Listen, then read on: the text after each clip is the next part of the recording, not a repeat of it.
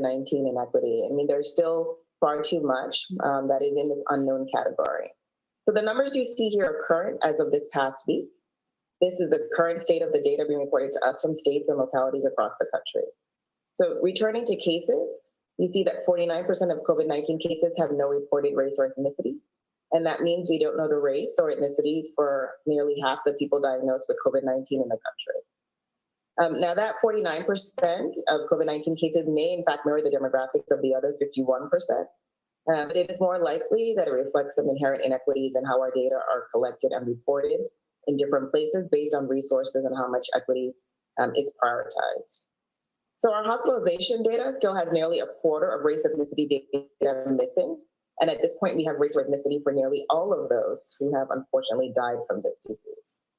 So I want to highlight these last two as they mark significant improvements in the completeness of data from the earliest days of the pandemic, when the percentage of unavailable data was much higher for both of those categories.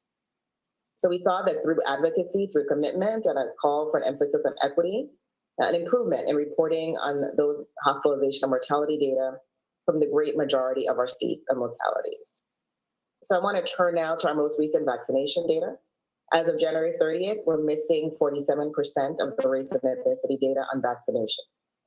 So let me be clear, we cannot ensure an equitable vaccination program without data to guide us. The CDC will be releasing additional data regarding race and ethnicity and vaccine uptake soon, but I'm worried about how behind we are. We must address these insufficient data points as an urgent priority. There are a few reasons why we are already behind on this, only a month and a half into the vaccine rollout. The lack of federal coordination previously, the uneven rollout among the states, inconsistent emphasis on equity in the earliest days of vaccination. But those dynamics, they don't just hurt our statistics, they hurt the communities that are at the highest risk and have been the hardest hit. So finally, on our last slide, what actions are we taking? When the Biden-Harris administration began on January 20th, we knew we would be starting without the full data picture necessary to drive equity. And that's why President Biden issued an executive order on advancing racial equity and support for underserved communities on day one. And this order does a few things to help us in this work. So first, it forms a new equitable data working group. It requires we collect data that are often not disaggregated by key demographic variables, and it improves efforts to measure and advance equity. So coupled with the executive order ensuring an equitable pandemic response and recovery, we'll also establish the COVID-19 Health Equity Task Force, which will offer additional recommendations on how to expedite data collection for communities of color and other high-risk groups. So again, these challenges reflect long-standing and deeply rooted systemic challenges. We're not suggesting that these problems are easily solved. What we do believe, though, is that the way we get America vaccinated and the emphasis we place on reaching the hardest hit communities is just as important as hitting those goals for the number of people vaccinated. This is complex, but we want to be held accountable. We wanted to use today to set the baseline for where things are and to let everyone know that we're committed to making progress from here on out. So thank you for your time. And with that, I'll turn it back over to you, Andy. Thanks, Dr. Nunez-Smith. So on his second full day in office, President Biden introduced our national strategy to defeat COVID-19 with 7 principal components: transparency, speeding vaccinations, public health measures like masking, driving manufacturing, increasing testing, health equity, and global engagement. Today, I will update you on progress and developments across several of these areas. I want to start with an exciting announcement. The Department of Defense and HHS made an announcement today at what will be the country's first over-the-counter at-home COVID test. The test is made by a company called Ellume, and it's on a testing platform that was developed in the NIH's RADx initiative. Now, these are over-the-counter, self-performed test kits that can detect COVID with roughly 95% accuracy within 15 minutes. They can be used if you feel symptoms of COVID-19 and also for screening for people without symptoms so they can safely go to work, to school, and to events. They are appropriate for people ages 2 and older. The test is performed in what is called a mid-turbinate nasal swab, which basically means it's less invasive than the long nasopharyngeal swab that people may have seen on the news. After you take the swab, you put the sample into a digital analyzer, which will send a result to your smartphone in about 15 minutes. Making easier to use tests available to every American is a high priority with obvious benefits. Ellume has been ramping up manufacturing and will ship 100,000 test kits per month to the US from February through July. That's good, but it's obviously not where we will need to be. So I'm excited to announce that today, the Department of Defense and HHS has awarded $230 million to Ellume in order to scale the manufacturing base and capacity of this easy-to-use test. Thanks to this contract, they'll be able to scale their production to manufacture more than 19 million test kits per month by the end of this year, 8.5 million of which are guaranteed to the U.S. government. The ability to quickly test, to contact trace, and quarantine is a linchpin of our national strategy and will be a vital part of containing the virus and stopping community spread. But in the interim, and while vaccines are still being rolled out, as Dr. Walensky repeatedly reminds us, wearing a well-fitting mask is vital. Without masks, the virus and the new variants will have too easy a time continuing to grow. The CDC is systematically looking at strategies to minimize spread and locations where spread is highest, and public transportation is one of their priority areas. On the president's first full day in the office, he issued an executive order requiring mask wearing during travel. Now, on Friday afternoon, the CDC issued an order requiring travelers to wear masks when utilizing public modes of transportation, like planes, buses, trains, and ships. And after that order was issued, the TSA announced directives to the public transportation sector to require masking.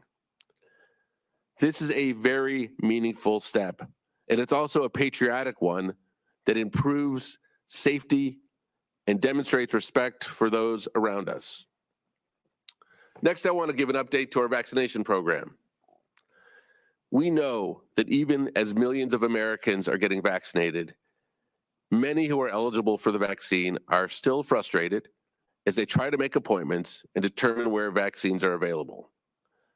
We have been steadily increasing the rate of vaccine administrations with a 7-day average now of 1.3 million vaccines a day.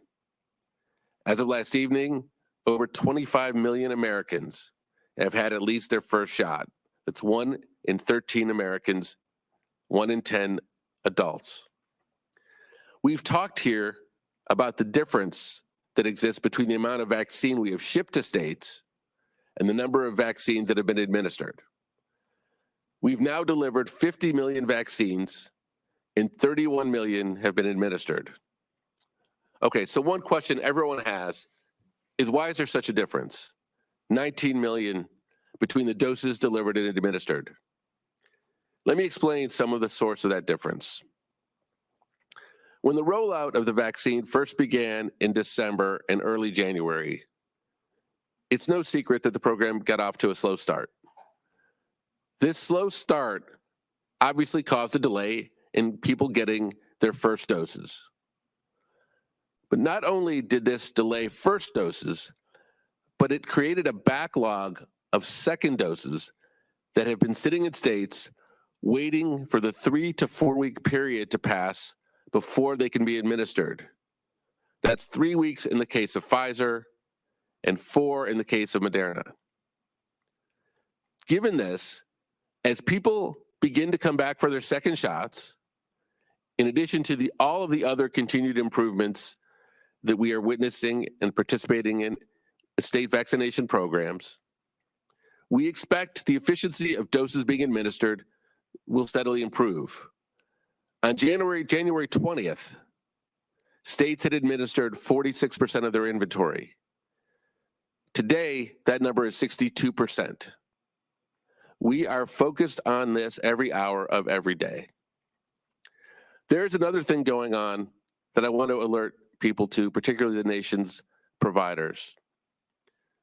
We believe that some healthcare providers are regularly holding back doses that are intended as first doses and instead keeping them in reserve for second doses for patients.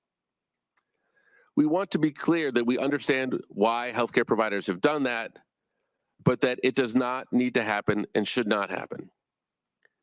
In some cases, providers are canceling appointments with patients they could take, preventing Americans from getting their first dose of the vaccine as quickly as it needs to happen. We completely understand that this has been a direct result of the lack of predictability many states and providers have had regarding how many doses that they would receive. That's one reason why last week we announced that the federal government will be providing a continual 3-week window into vaccines that will be shipped. With this action, states and vaccine providers will more rapidly use their allotment of first doses to vaccinate as many people as quickly and as equitably as possible, because they now have the predictability that the second dose will be there when the time comes. Lastly, I want to give an update on the topic of low dead space syringes. Low dead space syringes are the syringes that allow the sixth dose of the Pfizer vaccine to be administered. On Friday, in answer to a question, I said 100% of Pfizer kits contained low dead space syringes. As promised, I went back and checked. The facts are that every vial of Pfizer does indeed come with the equipment to get 6 doses out of a vial. To further clarify this, approximately 80% of Pfizer kits include the most common low dead space syringes, and 20% use other syringe types that can be used to get the 6th dose out. This accounts for the fact that in some cases, a different type of syringe is preferable. More to come later this week, but as of 11:30 on Monday, we think this is a productive start to the week. With that, we're happy to take a few of your questions. Thank you, and thank you everybody for joining. As always, we have time for a few questions, and as a reminder, we'll have time throughout the week to answer some more. So if you haven't already, please raise your hand. First, we're going to go to Joe Henk at Channel 11 in Atlanta.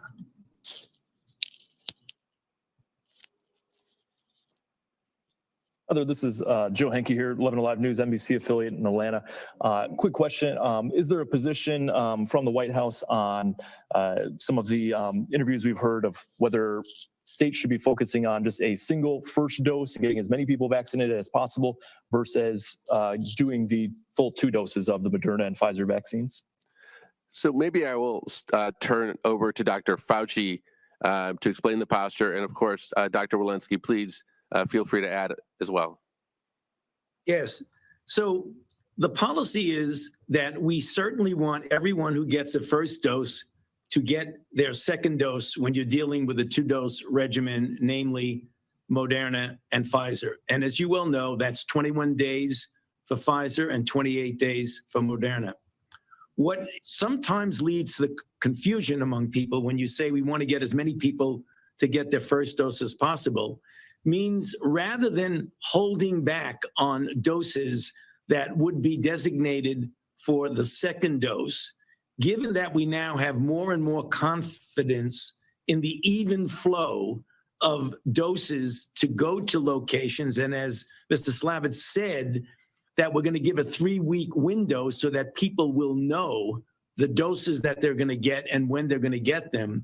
We don't want to hold back things. In other words, if you give 50 million doses to individuals, and then the next time around you get more doses, when you're at that 3rd or 4th week, the first priority will always be to get the people who've gotten their first doses to get their second doses.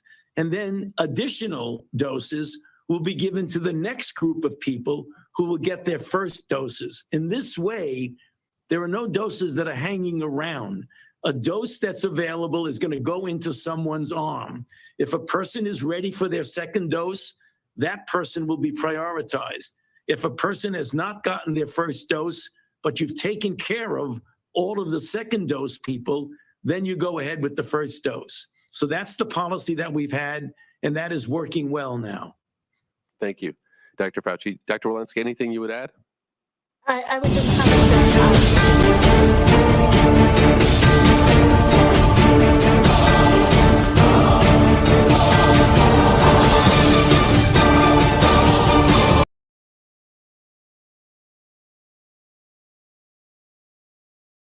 আপনার কি YouTube channel আছে যেখানে আপনার সুন্দর সুন্দর ভিডিওগুলো upload করছেন? আপনার ইউটিউব চ্যানেলে সুন্দর সুন্দর ভিডিও আপলোড করার পাশাপাশি সেখান থেকে ডলারও আয় করুন আর হয়ে যান একজন সফল ইউটিউবার। আমরা দিচ্ছি ইউটিউব মনিটাইজেশন সেবা। আমাদের সেবাসমূহ subscribers, watch time, channel monetisation. আমরা আপনার ইউটিউব চ্যানেলের জন্য সাবস্ক্রাইবার্স ও ওয়াচ টাইম দিয়ে করে দিব মনিটাইজেশন, যাতে করে আপনিও করতে পারবেন আয়। ইউটিউব মনিটাইজেশন করতে মেসেজ করুন মেসেঞ্জারে, আমাদের সেবা গ্রহণ করুন আর হয়ে যান একজন সফল ইউটিউবার। আপনার ডিজিটাল সেবায় 01 business development incorporation, new York. আপনার কি ইউটিউব চ্যানেল আছে যেখানে আপনার সুন্দর সুন্দর ভিডিওগুলো আপলোড করছেন? আপনার ইউটিউব চ্যানেলে সুন্দর সুন্দর ভিডিও আপলোড করার পাশাপাশি সেখান থেকে ডলারও আয় করুন আর হয়ে যান একজন সফল ইউটিউবার। আমরা দিচ্ছি ইউটিউব মনিটাইজেশন সেবা। আমাদের সেবাসমূহ subscribers, watch time, channel monetisation. আমরা আপনার ইউটিউব চ্যানেলের জন্য সাবস্ক্রাইবার্স ও ওয়াচ টাইম দিয়ে করে দিব মনিটাইজেশন, যাতে করে আপনিও করতে পারবেন আয়। ইউটিউব মনিটাইজেশন করতে মেসেজ করুন মেসেঞ্জারে, আমাদের সেবা গ্রহণ করুন আর হয়ে যান একজন সফল ইউটিউবার। আপনার ডিজিটাল সেবায় 01 business development incorporation, new York.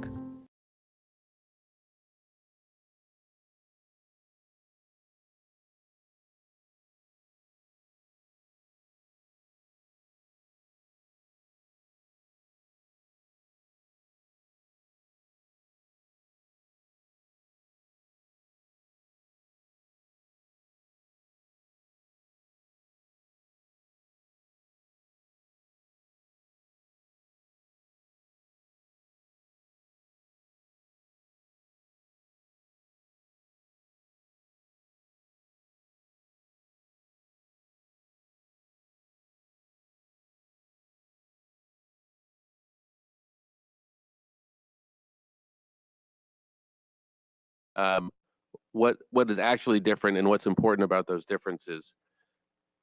So the short answer to your question is it would help. Obviously, it would help. But I want the public to understand that this administration is not getting ahead of the FDA, and we are not planning for facts that aren't yet in evidence.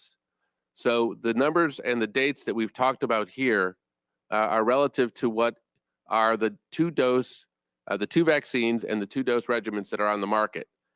Obviously, there would be some improvement should there be a third dose. I will tell you that the expectation, however, should not be that that is an immediate dramatic shift.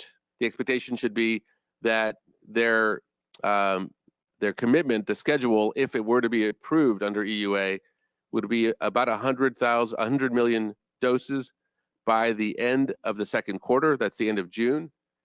And, I would not at this point be overly confident that those doses would come evenly. I would expect that they would come towards the end of that contract. So just to set expectations. Dr. Fauci, do you want to add anything and take the other part of the question? Yes, sure.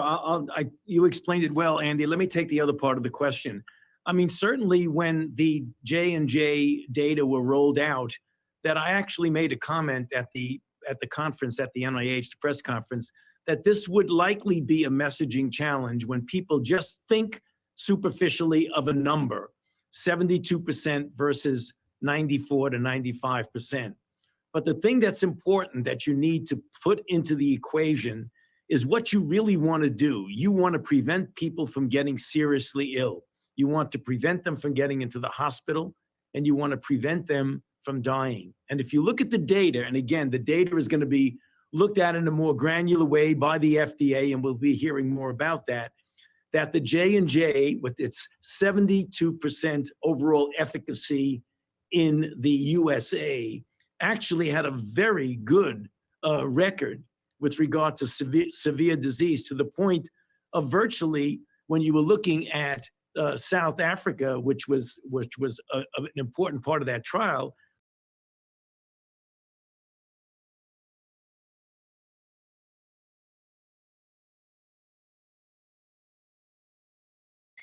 to 36 Caribbean and Latin American countries from mid-February.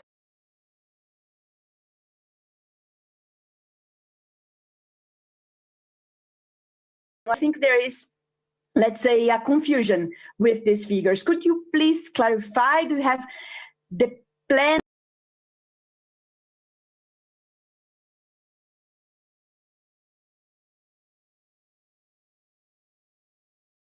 By the fact that there was a difference in the initial number of any kind of efficacy, because there's a lot more to protection than just preventing from getting infected. We want to keep people out of the hospital, and we don't want people to die.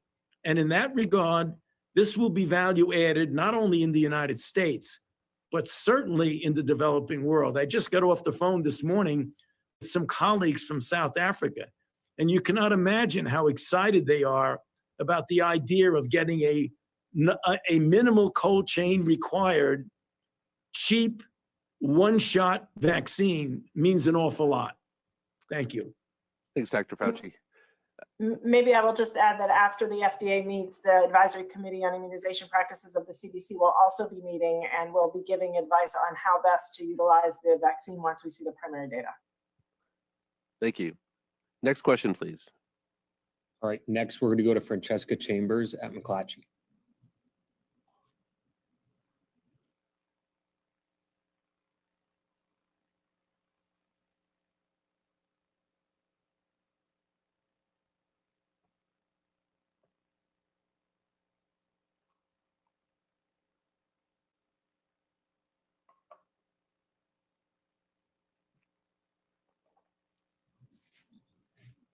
All right, I don't know what's going on there. So Can you hear me? Sorry. Yep, you're there, Francesca. Okay, sorry, wasn't unmuted before, but I asked, what is the demographic breakdown of who is getting the vaccine based on the data that you have? And what is the federal government doing to improve the reporting of that data? And relatedly, what is your recommendation to states based on that data to improve racial equity and how the vaccine is distributed? Thank you. Thank you. Dr. Nunez-Smith? Thank you so much for the question. So, the data that I showed is that we really, don't have as much information as we need in terms of race, ethnicity data. I know the CDC will be releasing more specifics on that, shortly and soon. We have to just double down on our commitment in terms of following and leading really this equitable response. I think it's very encouraging. I shared that at the beginning of the pandemic, in terms of race ethnicity data on hospitalization, as well as mortality, the data were insufficient and incomplete, and we've made great progress there. So I think there's reason for optimism. We're continuing to meet with states and locals to talk with them about their equity plan, provide technical assistance along the way. So that's certainly going to continue to be part of the work that we do as we seek to get better data for our equity priorities. Yeah, so we are, of course, a lot of burden falling on states, public health departments, people giving vaccines. We recognize that, we want to support them, but we do have to ask them to really make an extended effort now to report race and ethnicity data as they submit their vaccinations. It is extremely important. There are many people in this country that will find their way to a vaccine no matter how difficult it is. There are many other people in this country who are at greater risk of hospitalization and death, as Dr. Nunez-Smith pointed out, who we need to assist in getting the vaccines to. We can't do that, as Dr. Nunez-Smith so eloquently put it, until we have the information at our fingertips. So that's a call out we're asking for. Next question. All right, we have time for a couple more questions. Next, we'll go to Jonathan Cohn at Huffington Post. Hi, thanks for the call and the question. In terms of vaccines that have been allocated to states but not yet gotten into arms, I know in a lot of states there's a lot tied up in the federal long-term care partnership that CVS and Walgreens is running, and there are reports out there, everything from they're not vaccinating it quick enough to the criteria is causing them to hold off too many on the side. I'm wondering, do you guys feel like that's going as well as it could be? Do you have any plans to either try to speed up that process with them or change the way those doses are set aside so that some of them can go elsewhere and get used more quickly? Just what's your assessment of that? Jonathan, so the CDC is going to release information later today, I believe, about vaccination levels in long-term care facilities. I'm not going to front run that other than to say that I think you'll get a sense, you'll get a picture of how successful that program has been. Now, I think one of the things that we understand is that regardless of the success rate, there also was an overestimation made as to how many people are in long-term care facilities. And so there are, in some places, excess doses. And we have been working with states and with those distributors to make sure that those excess doses quickly get to the places that they're needed when they exist. Next question. All right, last we'll go to Tamara Keith at NPR. Thank you very much. So I have a few questions about this new test that is being pushed out at $30 a pop. That sounds cheap compared to the tests that are available now, but it's also a lot of money if you're thinking, I don't know, am I going to test my kindergartner every day, once a week? So how do you really see this working? Who would be paying for these tests? How does a $30 test fit with your equity goals? And are there even going to be enough of them for it to be used for screening? Thanks, Tamara. So look, the purpose of today's announcement, which is very exciting, is to move to mass production and scale. And obviously, the unit costs will come down only when we can get to that mass production and scale. So there's a chicken and egg problem that I think we have taken a step to solve today by creating mass production so that we will have tens of millions of these tests out there. Secondly, we know there are efforts to create even lower cost and more innovative approaches, and we welcome those. The RADx program and many of the other programs to drive innovation has unleashed, in many respects, a side of America that we haven't talked a lot about during the response to this virus, which is the entrepreneurs and the innovators and the inventors. And so I couldn't agree more that things that are not low cost and accessible don't do us all the good we need. Third point you make is a good question, which we don't have a complete answer for today, which is a question about policy. What will the federal government, state governments, local governments, school districts, what steps will they take to make